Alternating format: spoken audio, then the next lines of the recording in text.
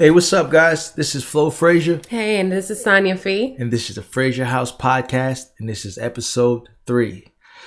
Tonight, we're going to start on a very serious note. This is a world issue that's happening now, and I would like Fee to take it away. Hey, everyone. So tonight, we're going to be touching on the impact that has been happening to the Nigerian people, or to our people, to my people.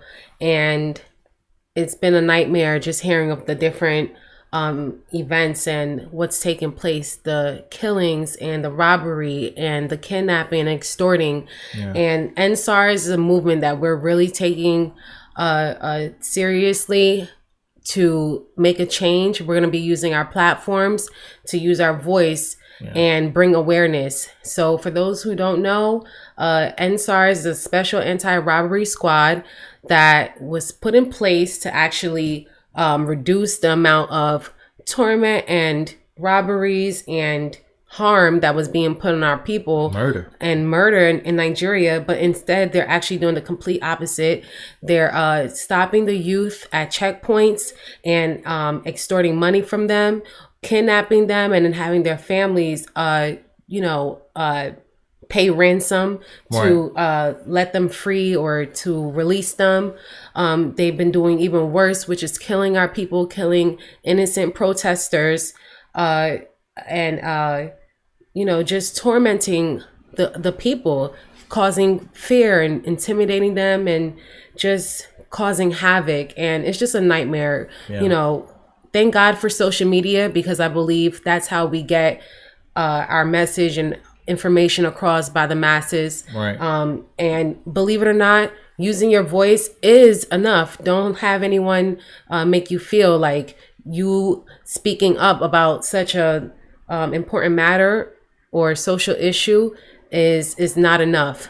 Although we definitely encourage you guys to help donate. I'll be dropping links and information in the description to show and direct where you can be giving help and donations to the Nigerian people. I want to touch on so much. Another thing I want people to keep in mind is that all Black lives matter. Okay, because we really have come together during this time. It's so unfortunate that police brutality is not just something, or it's not just a discussion that's happening here in the US, but also, in many countries around the world. We're going to be touching on Nigeria tonight, but police brutality is the government's way of trying to instill fear on innocent people, when in reality, we should be addressing the politicians and the government directly for why there's so much injustice, why there's so much famine, there's so much, injustice and inequality. Where's the money going? Why are we not seeing the money that's being funded back in our societies and our communities? This is the reason why there's an uproar. But in reference to the SARS movement and the SARS police force, they have taken their authority and have abused it. And it's a matter of just gaining, I guess, attention from the government. If anything, I think it's actually the government instilling fear on the innocent people, the civilians of Nigeria. It's just terrible. And then, you go onto social media and then you see so much backlash from our own people. Are we really having a discussion about the difference between the tone and how we're supposed to be advocating and drawing awareness to SARS? We're having all these debates about who Africanism and Blackness. No, we're all Black. All Black lives matter. And I believe that everyone has a friend who's Nigerian or have embraced the culture, the music, the food, the entertainment. But then now that we're going through such a traumatic time, no one wants to come together with us during our trauma and our struggle. That's terrible. I'm truly heartbroken and just cannot believe the footage, the videos, that have been circulating through social media, and I'm actually happy, like I said, that I'm glad we're able to get information. As much as the government of Nigeria is trying to prevent us from actually knowing what's going on back home, I do believe that there's enough for us to be upset, and we need to stand for the people in Nigeria. No, absolutely. Absolutely. Actually, right before we started the podcast tonight, my cousin actually sent me a video of, I guess, the member of the Sars team or whatever that task force is, running in the street with like an AK shooting civilians normally. Like, this is like Call of Duty, you know what I mean? Like, it's not a video game. Like, these are real innocent lives, and innocent lives to the point where it is a known practice that if a civilian is holding the Nigerian flag, they cannot be harmed. Right. And that's exactly what's happening. You know, so many rules, so many laws are being broken, so much torment. And I don't understand why. This is not reformed. We need, you know, honestly, I have a lot of friends and people speaking on this matter, thinking that this is never going to end. History is going to repeat itself. But I do believe there will be a change. We will stand up. This is going to be a never ending fight until this is over. And again, I'm asking all people, anyone who supports just the Black community as a whole, to remember that it's not just all Black Lives Matter and the Black American community that matters. It's all of us. Yes. You know, every country, everywhere that there's pain and suffering being brought upon Blacks. You know what I mean? Like, we need to find a way to come together. You know, we have the social medias. We have people that are descents and have family members in different countries who are on the front line. They're there to directly say, hey, this is what's happening. This is what happened today. This is what happened yesterday. You know what I mean? So keep spreading the word. We have to continue to repost. We have to continue to donating. We have to remember that it's very important that we're relentless, because there will be a change. You know, it's so unfortunate how, especially here in the U.S., our culture is being sold to us. We are buying back what's already ours through movies, through entertainment. Yeah. And we need to preserve and protect our history, our heritage, you know, not pseudo loving ourselves and just, you know, saying that, you know, we're proud of our culture and we're proud of who we are. And then when it's time for us to really show and advocate for important social issues and events that's happening, you know, we're quiet. Right. And that's a lot of the reason why, you know, fans were upset with Beyonce, because her entire visual album was, she used the Nigerian aesthetic. So I'm happy that she finally spoke on, you know, the social issues. And I understand that some people feel, you know, she doesn't have the responsibility, but of course she does. You know, we all profit and enjoy the beauty of, you know, the Nigerian culture, but then yet we're silent when there's issues and so much disdain going on. I don't think so. I don't think so. I was actually very annoyed and kind of felt, you know, it took a lot for me not to call certain people out when I didn't see them advocating or reposting. And in case that they didn't know, I was making myself available to inform them, this is what's happening. You know, I don't know everything as well. The government is doing an amazing job trying to hide the truth, but we cannot ignore or turn a blind eye to the killings, to the murders, to the raping, the robberies.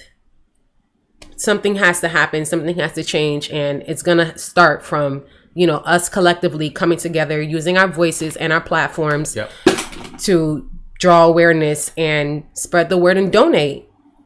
Yeah. Please. Like I said, and I know a lot of people, you know, like myself, in the U.S. Honestly, we really don't know what we can actually do to help. I will inform. I can definitely, I know it's hard because, we really don't know who is being honest with the money that we're funding. Right. That's another issue that, or tactic that some governments use to actually instill radicals in the country just to collect funds and donations because, they know that people are going to insert themselves or help or I'm definitely I did everything I could to do my research to make sure that there's legitimate groups coming together to help, enforce and ensure that the donations are being, sent to the protests, especially the protesters. Right. Some of them don't have food, don't have shelter. Some of them are just going through horrific conditions, and it's really sad. It's really sad. The Lakey toll gate is initially this year where the madness took place. SARS has been a task force that's actually been established since 1992, and the government in Nigeria promised to actually ban the task force when they realized that they were operating off of corrupt ways and just kind of doing the opposite of what they were in place to do. Right. And still, they keep resurfacing and causing more havoc, and enough is enough. Right. So we really need to make sure that we do what we can. Now it's time for us as a collective to step in. Just hashtag it. Endsars. Endsars. Educate yourself. If you're interested and you want to find a way to help, like I said, we'll add some links in the description of episode 3 of the podcast. But you can also educate yourself, and it's not hard. You can just literally go to any platform, any social media platform, and just hashtag Endsars, and you'll see it's documented. Everything is out there that's happening. There are videos, there are people talking about it like us, and there are messages being spread. So if you're interested, do some research, follow the links in the description of this video, and do what you can. Like I said, I know we're like countries away. It's only so much that can be done, but do what you can. We're not asking you to go over there, charter a private plane and save the country, but do what you can. Collectively, our voices can save the way that we've, come together during Black Lives Matter and, unified as a people to show that we will not take this laying down. We are going to fight until this is over. So sometimes our voices, our platforms, and our conversations with family and friends are sometimes more lucrative and more effective than donating to an organization that may just end up extorting the money for themselves. So we really appreciate everyone who has been standing by and fighting for this movement. This is not just a hashtag. Real innocent lives are being taken and killed senselessly, and enough is enough. This is just crazy. I can't believe this is 2020 and we're still experiencing such corruption, such dysfunction, and it just really hurts. But again, platforms and media sources like Instagram and the internet allows us to stay knowledgeable. And Twitter. Absolutely. It helps us stay informed. Reddit, there's no excuse, actually. Right. There are a lot of YouTube videos just like ours. There are a lot of it out there, a lot of information about it. So absolutely, like we said, do your research, hashtag Endsars. You'll see what's going on. I'm sure you'll find emails to reach out to. And there are a lot of communities that are banding together to try to figure out a way to combat the situation. But we're going to get into our regular schedule programming. So we obviously, like we usually do, we have 3 topics today. The first topic is what do you rather do? Is entrepreneurship better than working a 9 to 5? Recently with the pandemic, a lot of people have been out of work. Millions of Americans, millions of people all over the world out of work, right. So, and a lot of us have found other ways to make money, and it's enough to potentially do away with working for someone. Sure. But not everyone has that ability, that the drive, or the drive, or even direction to know how to even start their own businesses. So the question tonight is, the first topic is, would you rather do a 9-to-5, or would you rather become an entrepreneur, run your own business, be your own boss? And where do you stand with this? I wanna go there for you. I think both 9-to-5s and being your own boss and an entrepreneur definitely has its pros and its cons. Right. But I'll touch more on the pros of being an entrepreneur. I do believe that as much as it takes a lot of work, and I don't believe as an entrepreneur your job is ever over. There is no window of when you stop working on your craft and working on your business. Yeah. I believe it's a role that you play from the minute you wake up to the minute you go to sleep. Sure. You know, absolutely. And you have the ability to orchestrate how you want your business to run. Yeah. And I think it's a blessing, and it definitely requires a lot of hard work. And I think it's the same mentality one should have when they are performing for someone else, to just also invest in themselves and, you know, try to really come up with executing their game plan on where they see their company going, or their business endeavor going. Right. I could talk about the benefits of a 9-to-5 because you know, we've all worked a 9-to-5, and you know, there's so much structure that a 9-to-5 actually does create. And it's a collaborative role, because you're not just working on your own. You're able to collaborate with different individuals that specialize in different offices and different abilities to make the common goal happen. Right. But we also know, as an entrepreneur, you and your vision is being executed your way. Sure. But, and that's the thing, like, just to piggyback off of what you said, I rather figure out my own way and do my own thing.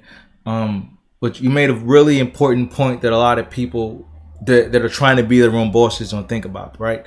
9-to-5, right? Established companies, like you said, they come with a structure, a business structure that someone who hasn't went to business school is probably not going to just implement right away. Right. You're going to screw up a lot of money if you're just thinking, I'm just going to be my own boss and just run out based on your own ideas. So I think the way I look at it is a 9-to-5 help create structures.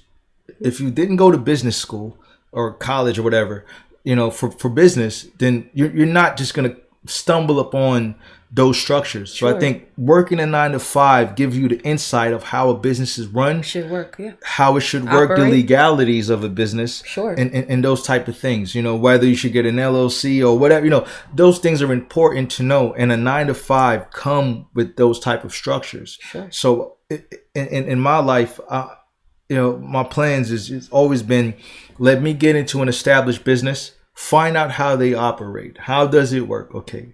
They start like this. They do like this. HR. This person handle this. That person handle that.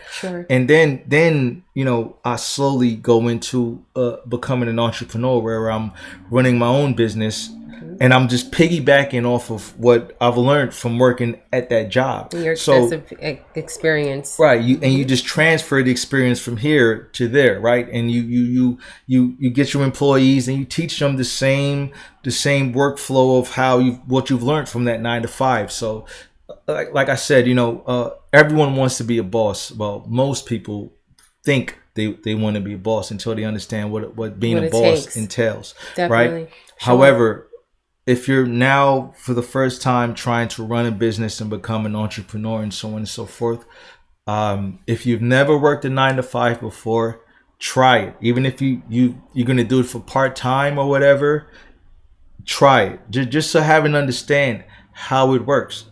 You know what I mean? You have to have some knowledge of how businesses are run, and you're not going to learn that just reading a book, asking someone on YouTube, or just winging it. You know, you're going to wing it and lose all your money. You know, anyone that wings something like that loses. That's a fact. It's either you're gonna learn by education, by being a part of a 9-to-5 or of an establishment, or you're gonna learn by losing all your money guessing how things are supposed to run and figuring it out by losing it all. So that's my outlook on 9-to-5s versus entrepreneurs. What do you guys think? You know what I mean? Like, how many of you want to be entrepreneurs? How many of you are already doing this? You know what I mean? Like, just a little bit of insight. Like, when the pandemic started, I jumped into day trading. You know what I mean? I previously had experience in buying stocks. Like, I've been buying stocks for years, Bitcoins and so on and so forth. But I got into day trading. You know what I mean? I'm home. I'm like, okay, I need to make some money. What's going on out there, right? And the thing about that I had to learn the hard way is that no one tells you that, guess what? That money that you just made on the market, 35% of that is going to taxes. Put it away. You know what I mean? But guess what? You're not going to learn that just day trading and then tax time come, they ask you for 35%, you don't got it. No, you learn that from being around an establishment that is already doing it. Sure. You know what I mean? So that's an example of doing a 9-to-5, learning how a business run, and then allocating those traits to your own business, and that's the way you can be successful. And surround yourself with people that have been in that field as well. Surround yourself with people who already have businesses, and shadow them for a few days and ask really deep questions about how these things are ran. And I think that is the way to become an entrepreneur. I believe that the key is to start as well. Some people are afraid of failure. Some people are afraid of, their idea not coming into fruition. But I think that you have to make the decision within yourself to start. And then you'll find yourself asking the right questions to the right people and gravitating towards those who are either at the same step or same level as you, or those who are a little bit more seasoned and have experience. So you can, actually, learn something and exchange ideas and, really find out if being an entrepreneur and starting your own business is for you. No shade, no disrespect or bad talk on anyone who has a 9-to-5, enjoys their job, and, is comfortable making the salary that they're making because that's their passion. And they know that in order to continue to invest in the field of work that they enjoy, they have to collaborate with established businesses. So of course, if a 9-to-5 is a better fit for you, awesome. I know that for me, I need both. I need a 9-to-5, but as well as, take the steps to having my vision for my business and my my future in my own hands, and establish those different endeavors for myself. And like you mentioned, day trading and playing in the market is actually a way that one will want to get more information and knowledgeable on, because it's the next step to financial freedom. So it is an option. I mean, there's so many different options to being financially free, right? There's the stock market, there's the housing market, real estate. There is corner stores. You can run your own ATM business, run your own vending machine business. There's so many different businesses out there that. Realistic. But it takes. I always tell people this, and I tell myself it as well. It takes doing the work. Work is the most important thing here. You can talk about it all you want. You can share all your ideas with whoever you want, how many times you want. But you have to put in the work. You want to run an ATM business? Okay, go to Google, find out how to do it. Are you going to buy an ATM up front? Are you going to lease it? How many are you going to lease? How much are your charges going to be for each fee that people take out of that ATM? Go deep with those ideas. They're there. There are people making thousands, hundreds of thousands of dollars doing these things. And right now with this pandemic, for the people that have the time to find different things to do, you should find a time, see what else is out there to do. Free your mind, free your time up, and look in other places outside of that 9 to 5. If you've already been working at there, you already know how the business runs. You already know how things go, right? So take that, do your own thing, build upon what you can do for yourself, and that's potentially a business you can pass over to your children, and they can pass over to their children, and create that generation wealth everyone on all these social medias are talking about these days. Sure. You know, and it's possible. It's absolutely possible. Absolutely. So like for that topic, like I said, you guys please comment, let us know what you think. Like, give us some ideas of other entrepreneurships and jobs and businesses. Jobs and businesses. You know what I mean? Are you doing hair? Are you starting a bakery? Are you starting a daycare? Mm-hmm. How do you see yourself contributing back into society? Right. And just let us know. Share some of your ideas with us. Comment, like, subscribe. All right, let's jump into topic number 2. Okay.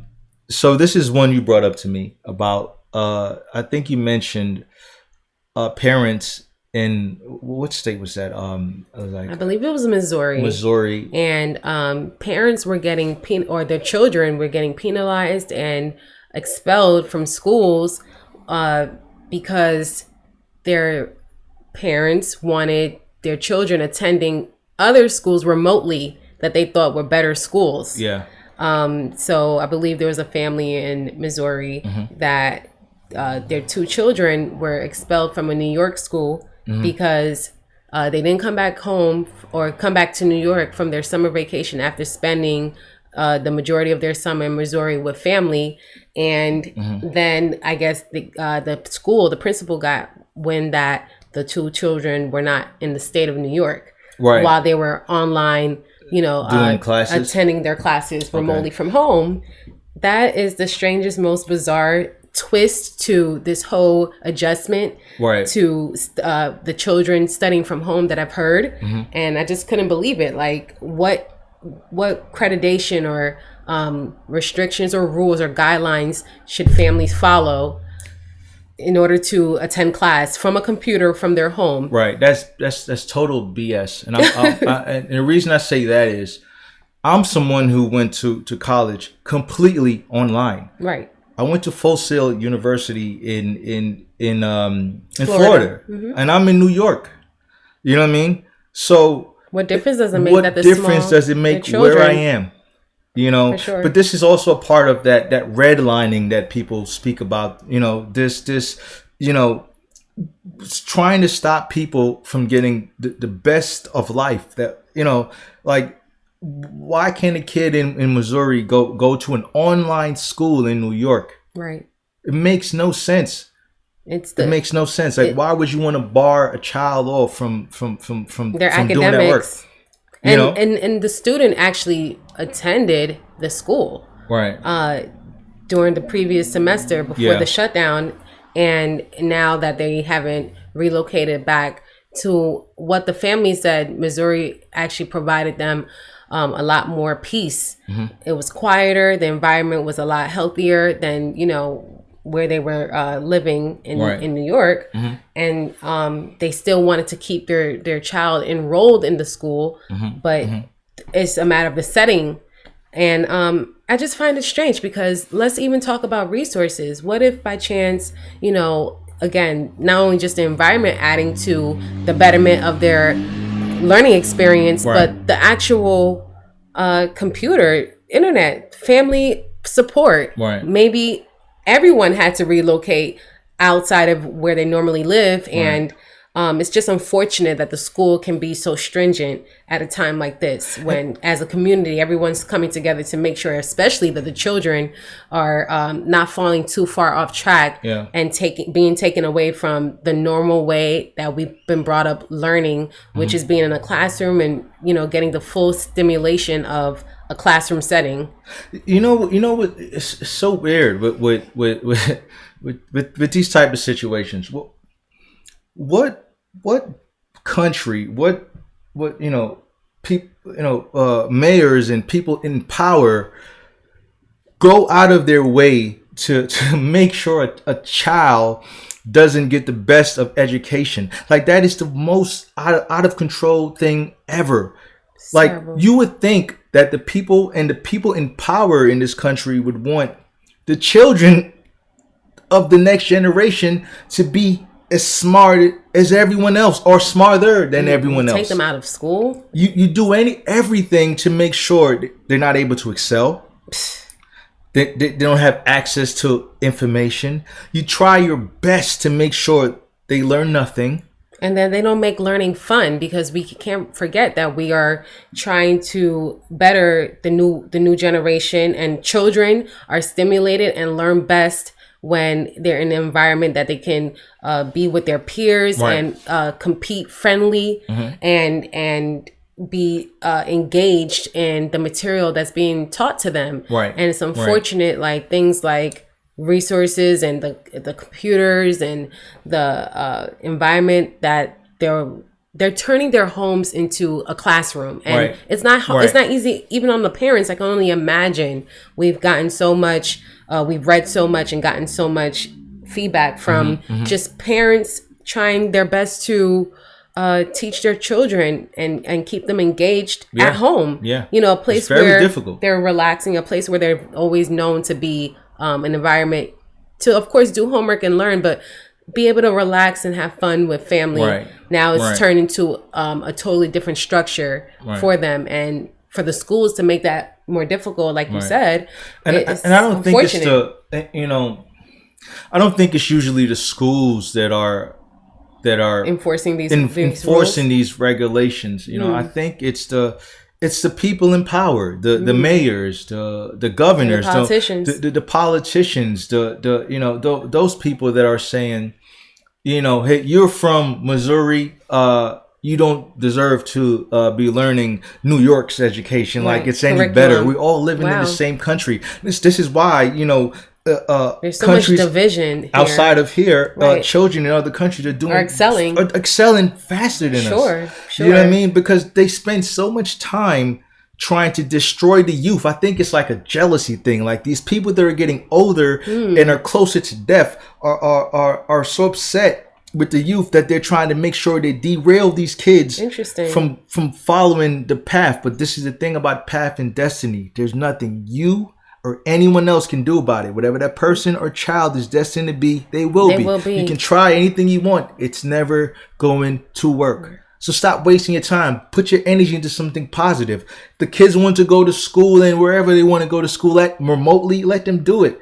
Maybe that child can learn something and become the new Bill Gates, the new Steve Jobs. Why would you stop your country from gaining another intelligent mind like another that? Genius. Why would you cut that off? Absolutely. You know what I mean? But it's unfortunate. It's greed and jealousy. The old is jealous of the young. It's always been that way, and it always will be. But don't let these people stop you. If you're young and you have 30, 40, 50 years ahead of you to build your empire, do it. Don't let these old losers stop you. Definitely continue to work. You instill and make sure you make your dreams come true. Yeah. Do everything you can, because at the end of the day, this economy, this government is not adjusting to the fact that they're cutting out the middleman. One day we probably won't need to spend all this money on tuition because everything is accessible on the internet. Yeah. You can specialize and perfect any one of your skills just from doing research on the internet. And now a lot of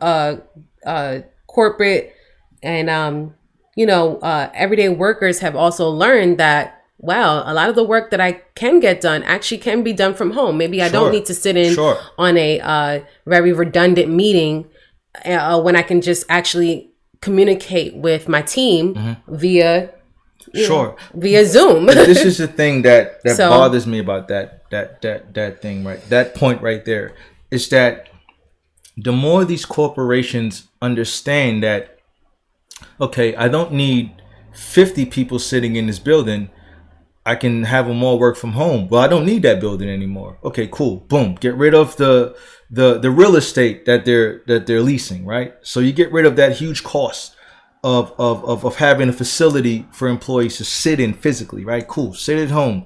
And now you're now able to monitor the workflow of all 50 workers from their homes. So now you can sit back and say, okay, cool. 50 people are doing the work for four people each. Okay, cool. Let's chop that down to 25, because if one person is doing the work for 2 to 3 people, chop it down to 25. So that's the problem that I'm concerned with. I'm honestly, just to interject, I'm not as concerned, because at the end of the day, we all have a skill, we all have a purpose, and if we actually feed into that fear, we're going to be thinking like the generation before us, where they were getting nervous and fearful of how computers can actually replace some people's jobs. Well, then maybe now, like a lot of us, this will back us into a corner to where we're going to actually look inside and look deep enough and try our best to make sure that our own personal passions, instead of working for someone else, come into fruition. There's enough jobs for everyone. Sure. Everyone has a place and a purpose.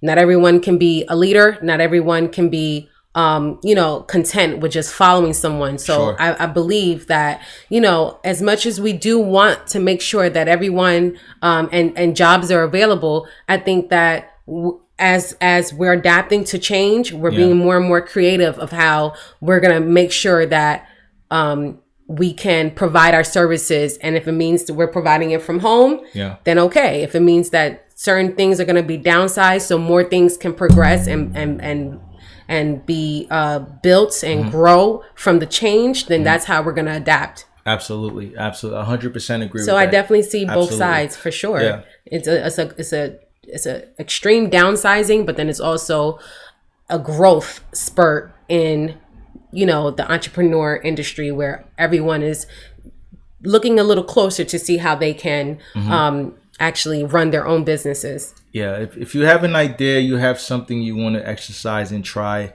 now is the time. Now is the time to take risk that you were afraid to take before. For sure.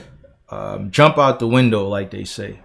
Jump out the window and just go for it. Trust me, we spend more money on investing into other companies and supporting businesses that, of course, as a collective, we should be supporting and pouring back into. But then we can't forget to also pour back into ourselves. Yeah, absolutely. So like I said, this is the second topic. If you guys have some comments on it, please, like I said, put some comments in there. We'll be responding to it. Let us know what you think, because I know a lot of people are thinking the same thing. Like, should I, should I go work for somebody or just do my own thing? You know what I mean? Just let us know what you think. Let us know what you think. We're gonna jump into the third topic for tonight, and this is a video game topic. This is the gaming segment. The gaming segment.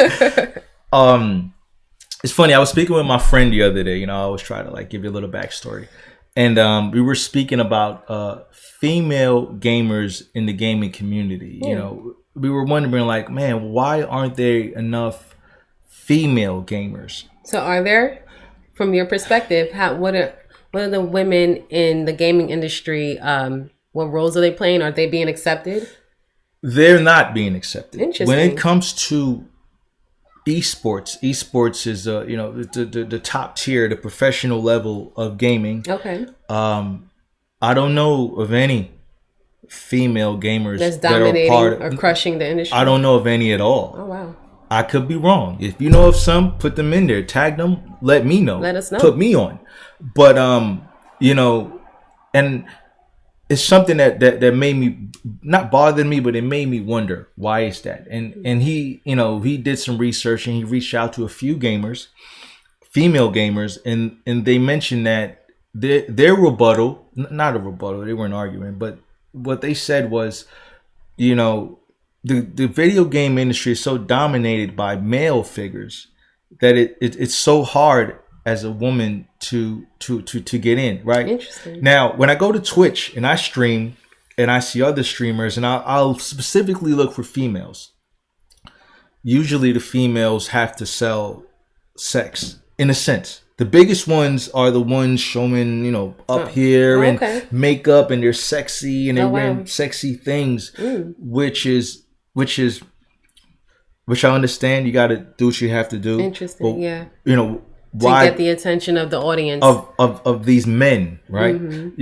So it makes me wonder, why do these women have to they're playing the same games. They're winning. Getting high scores. They're getting high scores. They're doing as good as the male counterparts, but wouldn't get as much attention if they weren't if they weren't showing wow. the makeups and all these things. You know, so my question to you guys is, are there a lot of female gamers out there? Are they thriving? Do you know of any that are thriving? If you do, comment. Let me know. Put me onto them. I want to see. This is something that I want to dig into and get more info about. You know why? Because guess what? Right now, I believe this is the women's era. For the next 20 years, women are about to run this shit. Right? And if that is true, you ain't hear from me. if that is true, I think these esports teams should look into signing females, absolutely, and giving them a fair chance to play and compete with these guys, because this is not a physical activity where you're putting a woman on a football field to be ran over by a linebacker. Dominate as well, right? We do our thing in that. I mean, but it's a difference of a 150, 108, 20, 30 pound woman being ran over by a nigga that's 300 pounds. It's different. Right. You're sitting at a screen with a controller. Yeah. This is just mind and skill. Sure. You ain't just hear from me, guys. I think they deserve a fair chance. Like I said, if you know any female gamers, or if you are a female gamer, we would like to have you on the show just to see what you are going through. What are your troubles and tribulations? How tough is it for you to break into this to this gaming thing? Because I'm curious about it. And I have one more thing because we're gonna get ready to close off soon. Okay. I have one more thing. So I'm a part of a few gaming channels and gaming groups on Facebook. And I threw this question in there a few days ago. I'm a fighting game person. I love fighting games and things like that. So my question to you guys is, if it's an all-out battle between Marvel vs. Capcom and Super Smash Bros., if those characters from each game had a face-off, who would win that fight? Would it be the characters from Smash Brothers, or would it be the characters from Marvel vs. Capcom 2? Really? 2, not 1, 2, right? Put that comment in there. Let me know what you think. Smash Brothers or Marvel vs. Capcom? And who would be the last two fighters standing? One from each. One from Marvel vs. Capcom and one from Smash Brothers. So put it in the comment. Let me know. And on the next episode, we'll reveal the results. Awesome. I also want to just drop a quick note that I'll be giving you guys some information on our ballots and how to complete your ballot via mail and dropping it into the nearest location where you can actually submit your vote if you're not available November 3rd, which I highly encourage everyone. Please make sure you're available November 3rd to vote. Yes. This election is very, very, very important. It's crucial. Yeah. But then I'll also be giving some notes and tips on how to submit your vote and your ballot via mail. Perfect. Okay? Perfect. It's Flo Frazier. And it's Sonia Fee. Frazier House Podcast. Tonight was great. Thank you guys so much for listening and watching. Please leave comments, share with us.